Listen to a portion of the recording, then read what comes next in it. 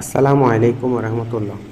সুপ্রিয় হলদিয়াবাসী, আপনারা জেনে অত্যন্ত আনন্দিত হবেন যে প্রস্তাবিত হজরত আয়েশা সিদ্দিকা রাদিয়াল্লাহু তাআলা আনহার রহমানিয়া দাখিল মাদ্রাসার নির্মাণ প্রকল্পের ধারাবাহিকতায় মাদ্রাসার 1 একর জায়গা ভরাটের কাজ চলছে।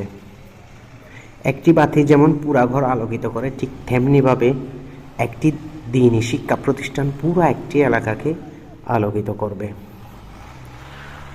আসলে সত্যি বলতে কি, এই মাদ্রাসায় পড়ালেখা করবে আপনার ভাই বোন, সন্তান সন্ততি এবং তাদের পরবর্তী প্রজন্ম।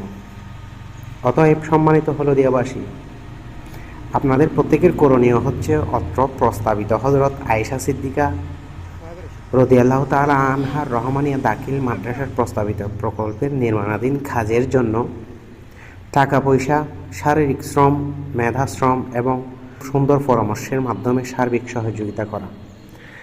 যারা যেভাবে পারেন সবাই সার্বিক সহযোগিতার জন্য একান্তভাবে কাম্য।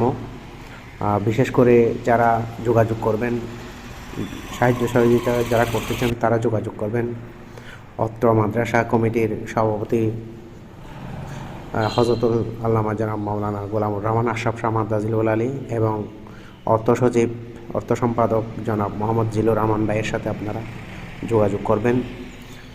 সার্বিক সহযোগিতা এবং তাদের পাশে থাকবেন যাতে অত্র এলাকায় একটি সুন্নি দ্বীনি শিক্ষা প্রতিষ্ঠান প্রতিষ্ঠিত হয়।